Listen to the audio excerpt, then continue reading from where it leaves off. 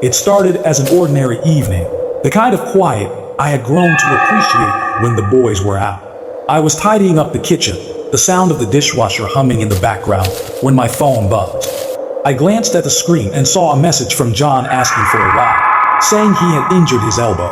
I didn't think much of it until I opened the message and noticed the location it was sent from, an unfamiliar intersection, far from where John had said he'd be. A strange unease settled in my stomach. I opened the tracking app I used to keep tabs on the boys. John's phone was showing as being inside the house. Confused, I called out for him, expecting to hear a response from upstairs. But there was nothing. The silence that followed wasn't just quiet, it was dense, suffocating. I walked slowly down the hallway toward his room. The door was ajar, the lights off, and the room empty. I stood there, frozen, as another message came through. It was from John's phone again, pleading for me to hurry. But the phone, his phone, was right there on the nightstand.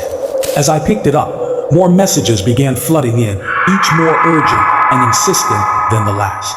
My hands trembled as I stared at the screen, feeling the weight of something deeply wrong settle over me. I checked the timestamps. They were still coming, one after another, even though the phone was in my hand. Then the final message arrived. A message that made my skin crawl. I could feel my breath catch as I read it. It felt like a scream trapped inside my throat. I immediately called Kevin. I needed to hear his voice, to know that at least one thing in this moment made sense.